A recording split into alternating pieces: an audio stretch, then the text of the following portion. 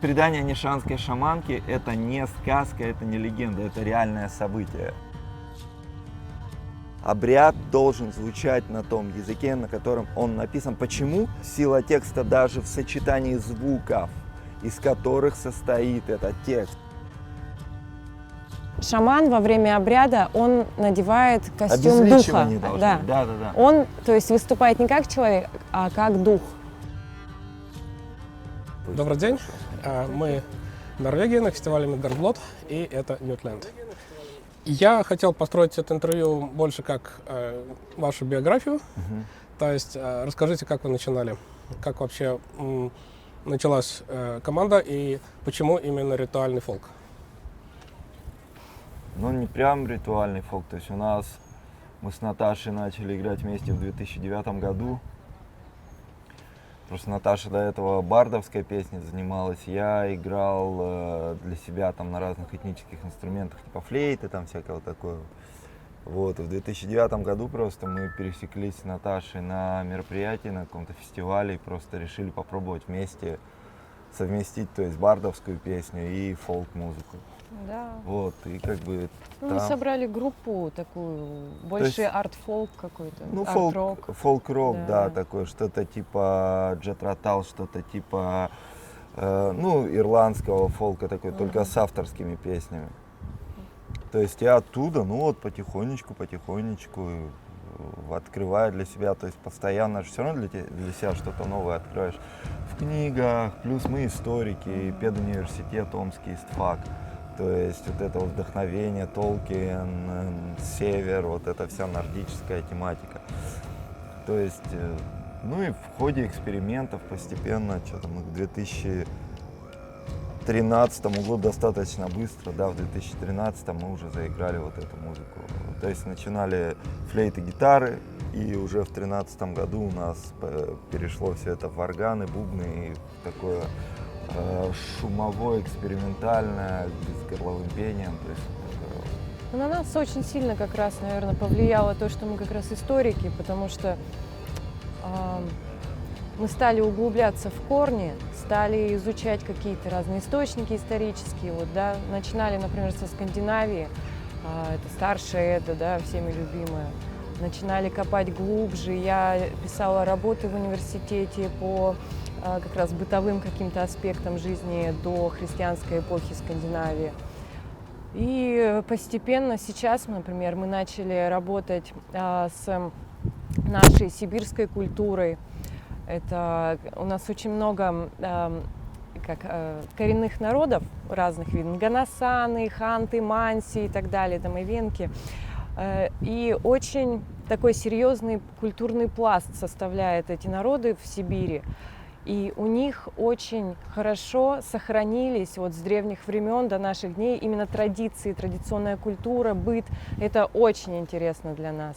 И когда ты погружаешься во все это дает отпечаток на твое творчество, потому что мы вдохновляемся как раз этими традициями, этими народами. Да, мы музыкой-то занимаемся, каждый день мы в ней живем, в музыке. Да. Поэтому, то есть, изучая это, ты приносишь уже что-то новенькое. То есть музыка постоянно эволюционирует. То есть и получается, начинали с фолк-рока, потом потихонечку на викингов. Сейчас это, в принципе, обобщенное такое. То есть уже не важно, на каком языке мы поем, у нас музыка, это музыка вдохновения, музыка настроения, музыка ощущения. То есть это не песни о чем-то. Это ритуал под определенное состояние, настроение, то есть такое . Ну и плюс сейчас у нас идет проект предания нишанской шаманки. Мы сегодня как раз будем играть его на фестивале в таком сокращенном фестивальном урезанном виде, потому что там тайминг больше 2 часов, поэтому нам нужно в фестивальное время вместиться. Мы сделали такой сокращенный вариант. Это чисто сибирский шаманизм, это вообще то, с чего шаманизм начинался, это главный источник в принципе по шаманизму, самый древний, самый полный источник по шаманизму. И мы с ним работаем, то есть это песни шаманские, настоящие, обрядовые, и легенда, то есть именно о путешествии между мирами. именно шамана с целью воскрешения человека. Но у нас там получается больше, то есть это Нитленд, это тоже Нитленд. Просто когда у нас выходил прошлый альбом, вот Торем в прошлом году, нам на Palm Records даже написали, говорит, блин, ну давайте вот, у вас же все-таки Сибирь, это все-таки не вот эта вот заезженная уже тематика с викингами и все, которая, ну, на каждом углу уже звучит и уже, как бы, ну, уже потеряла свою какую-то, из-за большого количества, ухудшается само собой качество, и, ну и в принципе народ начинает терять интерес к этому, и люди, да и в принципе теряется ценность как таковая, потому что, ну, Мейнстрим уже. да. Приедается. То есть нам Напалм говорит, блин, ребят, у вас, ну, такой классный бэкграунд культурный в Сибири. А как насчет? А Наташа как раз в это время читала книги по шаманизму. Мы в Питере, мы были в туре, играли в Питере, был выходной день, и мы ходили в магазины, просто, ну, а нас в книжные магазины пускать нельзя. То есть мы набрали просто книжек, и там сибирский шаманизм, то есть именно научная литература. Мы очень любим как раз научную литературу, монографии читать, работы научные. И именно по сибирскому шаманизму исследования. И все, и Наташа уже была достаточно, как бы, этой темой вдохновлена, и достаточно уже в голове информация такая хорошая сидела, и она сразу сказала, давайте, говорит, просто вместо каких-то тикток форматов, вот этих 30-секундных, сделаем полноценно прям большой-большой альбом, мы сделаем вот эту огромную легенду предания нишанской шаманки, мы превратим ее в музыкальный альбом. Но это как бы такой формат аудиокниги, но не совсем. То есть это идет, Наташа читает текст, под этот текст мы сделали полностью саундтрек, и плюс в легенде содержится большое количество песни, вот именно песен, ритуалов для разных моментов именно путешествия шаманского. И мы эти песни также точно озвучили, записали, но не в том формате, в котором мы в Нитленде обычно, когда много инструментов, там вот это вот все, нет, а как раз, чтобы учесть, как это вот звучало, если это реально вот шаман брал просто бубен и все, то есть. И, ну да, получилось классно. Послезавтра выходит очередной эпизод на Napalm Records. То есть раз в месяц у нас выходит по одному эпизоду. Ага. А просто можно маленький комментарий? Вот шаман, что он делает, в принципе, вот это вот путешествие шамана, вот как бы, что это? Ну, Кратенько-то. Я понимаю, что кратенько сложно. вообще, что такое шаманизм, да? Это не религия, когда многие думают, что вот как, знаешь, паганизм там вот. Да. Шаманизм это как мировоззрение. Люди, вот, например, как раз традиционные народы, да, вот эти малые народы Сибири, они живут в шаманизме. Шаманизм это часть их жизни. Да. То есть это их образ жизни, образ мышления, картина мира. То есть они считают, что наш мир, он полностью наполнен духами. Есть дух моря, да, есть каждый дух, предмет, да, каждый да. предмет имеет свой дух. Есть добрые духи, злые духи. И шаман это как раз тот человек, который посредник между духами и людьми. Да. То есть к шаманам обращались, когда, например, кто-то болен, да, что он мог как раз отправиться в это путешествие, договориться с духами, помочь человеку излечиться. Могли просить, да, там, удачу на охоте, чтобы он задобрил духов, чтобы духи послали как можно больше добычи и так далее. Ну да, плюс разные обряды, разные шаманы, да, также сейчас. Сейчас, конечно, к сожалению, это тоже превратилось в моду, в тренд зарабатывания денег. У нас в Сибири мы с этим сталкиваемся время от времени. То есть у нас там шаманы дипломированные появились у нас в Сибири шаманы, то есть которые берут большие деньги там буквально за каждый совет, хотя шаман не берет деньги, то есть по традиции шаман деньги не берет, он не имеет права к ним прикасаться. То есть шаман, люди приносят, деньги могут люди приносить шаману, но только в качестве подношения для духов.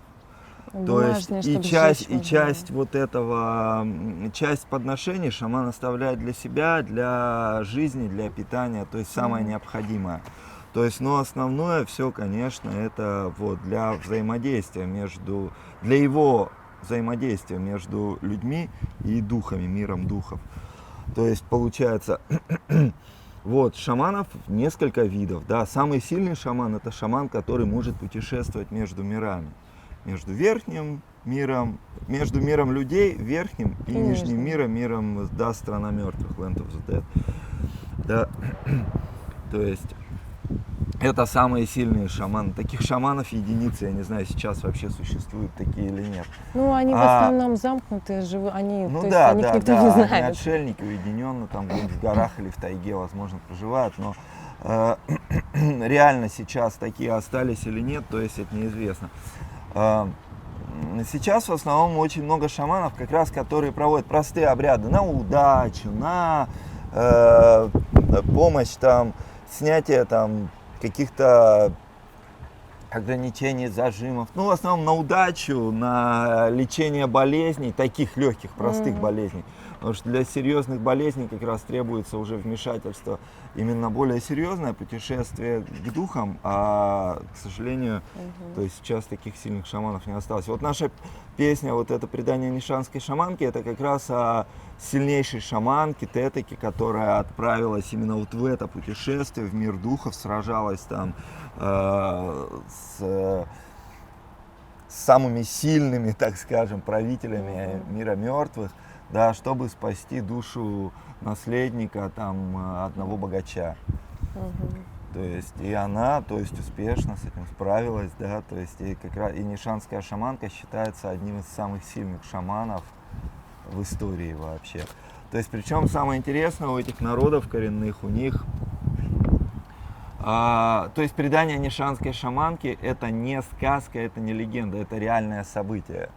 То есть даже в источниках указано, что описано, это реальное событие. То есть они по крайней мере, было это или нет на самом деле, я не могу, конечно, утверждать, но в традиции коренных народов, малых народов, у них есть два вида повествований. У них есть сказка и есть реальная. И вот нишанская шаманка, как раз предание нишанской шаманки относится к реальным событиям. Это передается из поколения в поколение, это сказание, как реально происходившие события.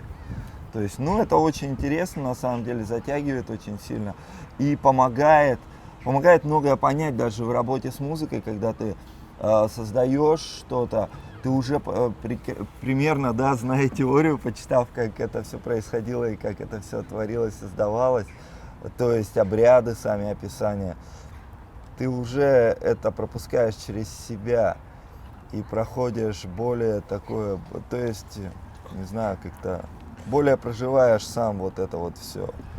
То есть, ну и к окружающему миру по-другому относишься. Но мы тексты не пишем.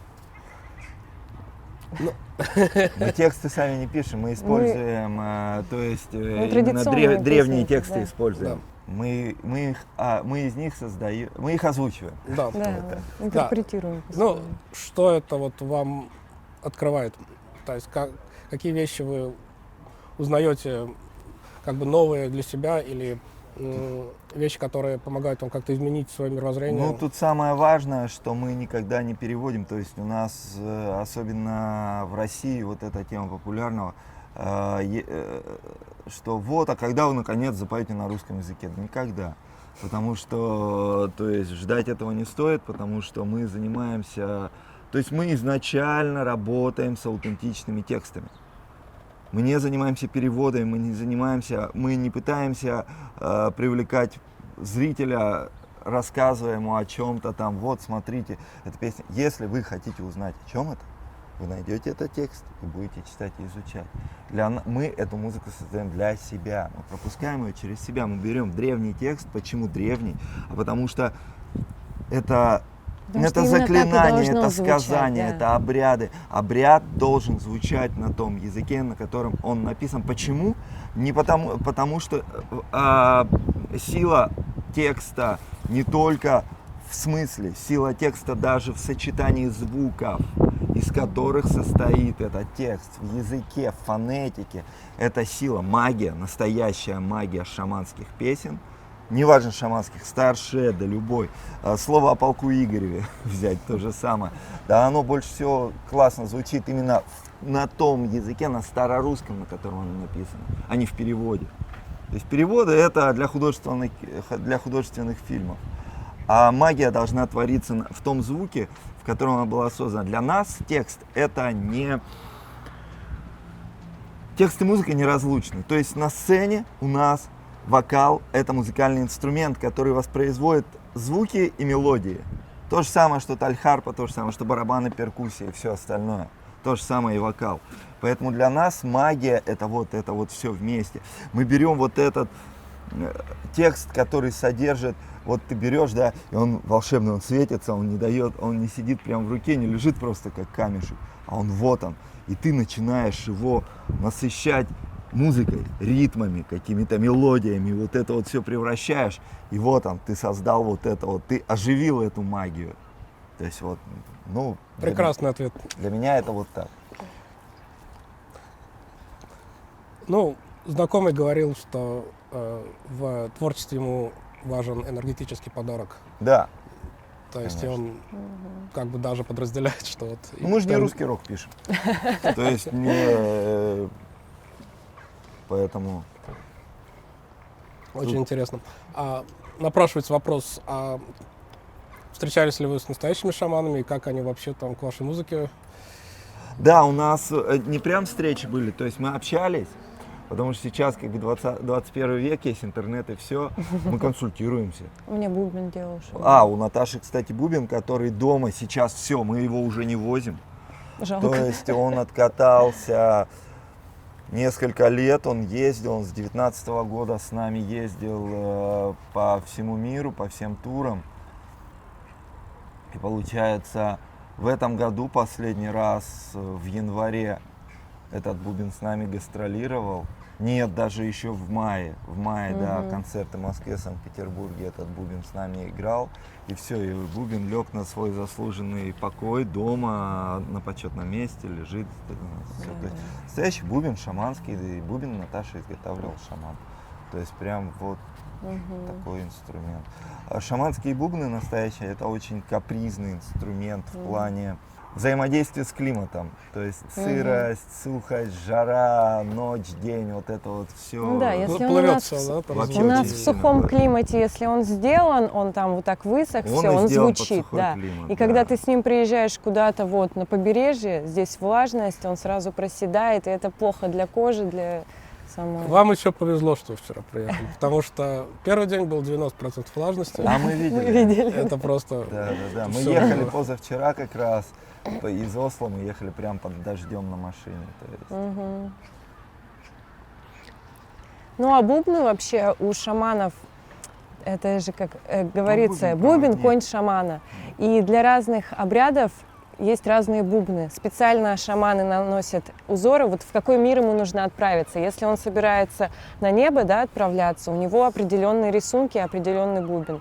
Если ему нужно вниз, подземный мир, да, в мир духов, он наносит другие рисунки на бубен, которые как раз вот помогают. Он наносит изображения духов, которые должны его сопровождать, которые должны помогать ему и так далее. У разных народов там разные духи. Вот есть много исследований на эту тему. У меня вот книжка дома есть классная. Ну да, можно прям Там найти, прям изображения посмотреть, да, есть, да. изображения бубнов разных народов, Да, там да. как разделение на Да, миры. там на миры То есть там разделения, есть какие на духи где 4 обитают. части, на 2, на 3, то есть по-разному, очень интересно. Да. Да, вот сейчас вот бубен Наташа возит, это именно концертный бубен. Да. То есть бубен, который сделан, тоже, это прям новый, вот недавно на мастере Да, из да, Красноярской области сделал, он сделал именно для концертов инструмент, чтобы инструмент, который более так устойчив к перепадам, потому что у меня даже деревянный инструмент деку разрывало из-за перепадов влажности. Просто. Да, вчера я видел, как на бонфайре там народ сушил свои бубны тоже. Да. Ну, это классно, это удобно, кожаные бубны, но это стоит учитывать, что все-таки То есть у нас есть определенная ответственность перед людьми, определенные обязательства перед людьми, которые приходят на наши концерты, на наши выступления, ритуалы, да. То есть люди приходят, и мы должны им выдать, то есть они доверились нам, доверились тому, что мы творим, и мы должны им выдать в ответ больше, даже больше, чем они ожидают. Поэтому мы стараемся, чтобы в технической части, в плане инструментов, максимально все это вот. Ну, вчера было великолепно. Спасибо. Я просто вот пришел днем, там были какие-то концерты на этой сцене, там был Фолкетборд и Фортнер Давинден. Вот, у них был великолепный концерт вот, ночью до этого, но, вот, к сожалению, на солнце это немножко не то. Ну, вот. Та же самая история сейчас с хайлангами, которые привыкли выступать в темноте, а их зовут на фестивале, где они играют под солнцем прямым, и бедные хайлов недоумевают. Я вот им завидую в этом плане, а у нас как раз наоборот. У нас вчера было одно из самых ранних выступлений. У нас сейчас на следующей неделе 2 фестиваля, где мы в полночь будем выступать. Ну, нас обычно ставят где-то Нас в ставят, полночь, вот да. обычно, да, если мы едем на фестиваль, это уже без вариантов, это скорее всего мы или в 11 вечера выходим, или уже в полночь выходим, потому что я не знаю почему, на самом деле физически капец тяжело. То есть я уже... Спать надо, да? Ну да, я уже прошу иногда, ребята, можно нас вот поставить все-таки пораньше. В В обед. 7-8 часов вечера идеально. В 9 еще ладно, ну край в 10, но не в полночь. Это тяжело. Не успеваешь выспаться, особенно когда вот сейчас у нас подряд 2 фестиваля, на следующей неделе Германия, Польша, подряд. Мы играем в Германии, на следующую ночь мы играем в Польше. То есть нам надо выступить, поспать и успеть доехать до польского фестиваля. Ну, классика, да. Да. Я хотел спросить про маски. Вот, то есть у вас явно есть любовь к маскам. Вот, я вижу, что в клипах практически всегда есть фейспейнт, либо маска. Ну, обязательно. Вот, Так это обязательно, это же Это часть шаманизма. Это шаманизм, идет, да. конечно. Что она делает? Обычно шаман, он всегда должен закрывать свое лицо, особенно должен закрывать глаза. Нельзя, чтобы духи видели его глаза, и нельзя, чтобы они видели лицо. Шаман во время обряда, он надевает костюм духа. Обезличивание должно быть. Да. Он, то есть, выступает не как человек, а как дух. То есть, Чтобы они да. его за своего приняли. Поэтому, то есть, вот это вот окрашивание, вот, в блэк-метале в норвежском, вот этот вот как раз, это, в принципе, я думаю, что корпспейнт, вот это То есть вот, это обезличивание это оттуда идет. же пошло. Вот взять эту легенду о нишанской шаманке, когда она отправлялась в подземный мир, она надевала костюм злого духа. Да. Чтобы попасть туда, ей нужно было стать злым духом.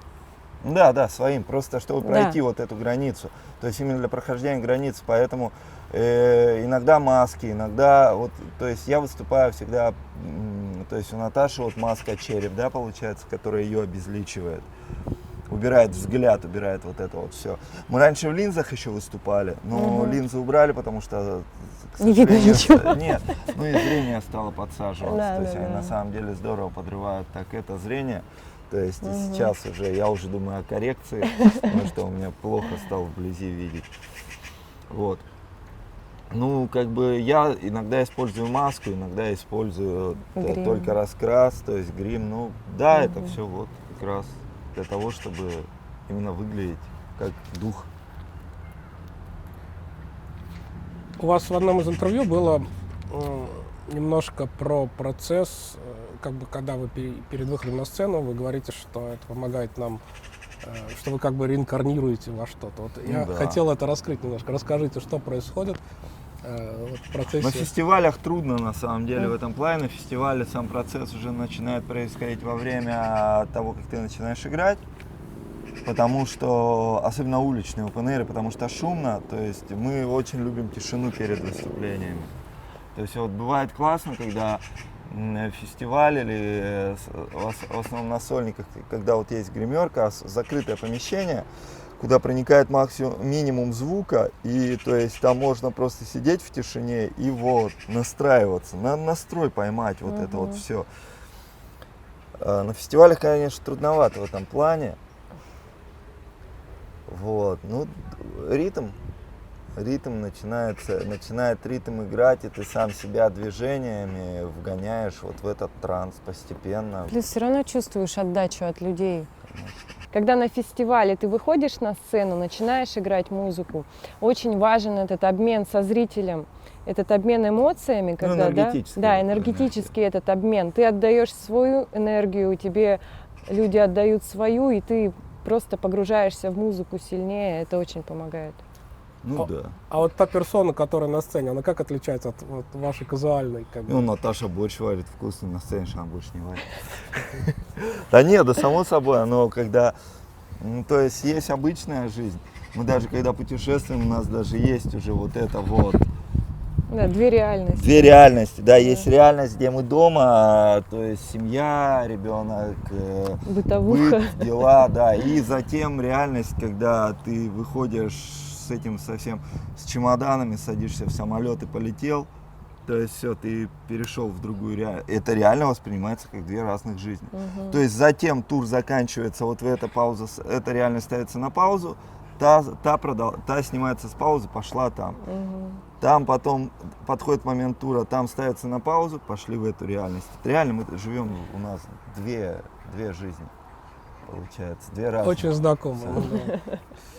То Я есть- то же самое, по-моему. Ну Да, да. да. Просто оно в один прекрасный момент именно приходит вот именно ощущение вот этого всего. И реально это ловишь. У меня раньше было, например, я это ловил сразу же по прилету после первой ночи. Сейчас я стал понимать, что это ловится не всегда после первой ночи по прилету, потому что вот мы в этот раз через Турцию летели, мы в Турции 2 дня были, у меня не было ощущения, что я вот в этой уже реальности. У меня было ощущение обычного вот этого вот, обычной жизни, обычного быта. А вот это у меня уже появилось, когда мы уже в Париже приземлились, и все. Я не знаю, почему, с чем это связано. То есть, ну вот так вот. Ну, Турция такая страна, как бы, я там прожил 1,5 года по науке. Ну вот, да, вероятнее да. всего, что да, там... Как-то вайп вот этого туризма, торговли, Ну да, да. Восток, там, эти хитрые, Да, Ну да. да. хитрые обманывающие что-то там есть таксисты. Там в Турции забавно, что там прорастает немножко вот эта история через эти камни, вот как бы, то есть ходишь такая. Ну да, там есть оно, но с другой мало. стороны я говорю, что в Турции все равно не ощущаешь. Там, конечно, ну мы просто жили в районе аэропорта еще. То есть там ничего, кроме кафешек и отелей. Ну, понимаю, да, я туда не суюсь. Я 1,5 года в университете там проработал, и Да. больше не хочу. Мне здесь хорошо, на севере. Да, север это вообще, это прям классно. Скандинавия, Англия это такие вот места, где чувствуешь, ну они прям сохранили свою самобытность, вот эту вот специфику. Как вообще удается вот, то есть я так понимаю, что вот большую часть времени вы занимаетесь, ну там как бы связано вот с творчеством, да, и Ну вот с да. этой Но шаманской это наша темой. основная, в принципе, Да. деятельность. Да, но с другой стороны у нас есть вот этот вот современный мир с компьютерами и так далее. Как это вообще все мирится в голове? Да классно.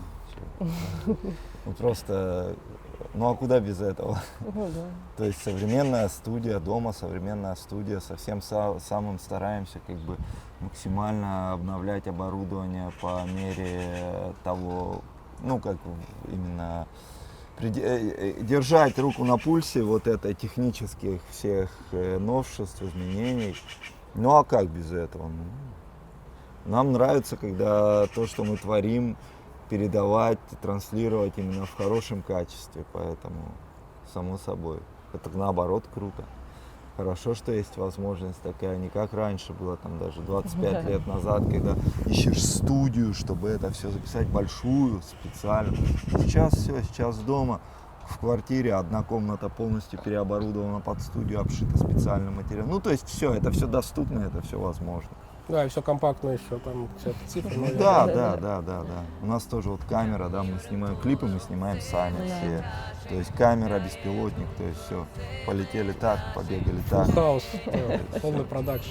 Да, все стадии. То есть Наташа снимает, монтирует, я сижу крашу потом. То есть Мы просто пробовали работать с кем-то, чтобы нам кто-то снимал. Как-то не понравилось. Ну да, там не получается реализация. То есть Наташа, когда создает песню, у нее в голове все уже. Да, мы ее просто есть по-другому картинка, чувствуешь, видение. То есть ты пытаешься объяснить человеку, который вот режиссер, окей, я буду снимать, хорошо, давай. Но пытаешься объяснить, что ты заложил в песню. Он атмосферу Он не ловит, да. То Ну, есть конечно, у Да, каждого свое видение, у каждого свое, мы же все разные. Поэтому проще, да, было приобрести свое оборудование для видеосъемки, там, монтажа и всего, и просто. Ну да. Вот. Вот А так, да, и студия, ну, со студией у нас опыт, я, то есть, начинал как студийный звукорежиссер работать где-то лет 25 назад еще. Наташа сейчас, например, вокал весь Наташа сама сводит, потому что она знает, как должен ее вокал звучать. Как раз вот к слову об этом, что типа, чтобы я со своим мужицким звуком туда не залез. А помимо сказания шаманки, у вас будет материал такой более музыкальный, как бы? Ну, конечно, нет, ну, у нас идет все равно, у нас постоянно идет процесс, творческий процесс идет просто постоянно. То есть альбом следующий обязательно выйдет, то есть выйдет в следующем году сперва, конечно, выйдет, после того, как мы завершится, выйдет последний эпизод предания Нишанской шаманки, наверное, через месяц после этого, в апреле, в мае следующего года должен выйти как мини-альбом песни Нишанской шаманки, где будут только песни. Оттуда, да. Вот эти вот мы сейчас их подзапишем уже именно для альбомной версии. Они тоже будут в минимализме, то есть это будет бубны, перкуссия, вокал, то есть это будет такой прям вот максимально аутентично в плане аранжировки подход. Ну а затем будем работать. Работаем уже, есть уже песни, будем записывать потихонечку следующий альбом. Вот сейчас вот Wait and Bleed вышел, слепкнотовский. Да, вот мне как раз очень импонирует, что, по сути, как я понял, вы не просто как бы делаете какое-то что-то одно, но у вас обычно какой-то как бы микс, допустим. Не, мы просто очень любим музыку разных групп. Мы же не прям вот такие шаманы сидим там у себя в Сибири, в тайге. В пузыре, да. Нет, да, ну, в современном мире живем.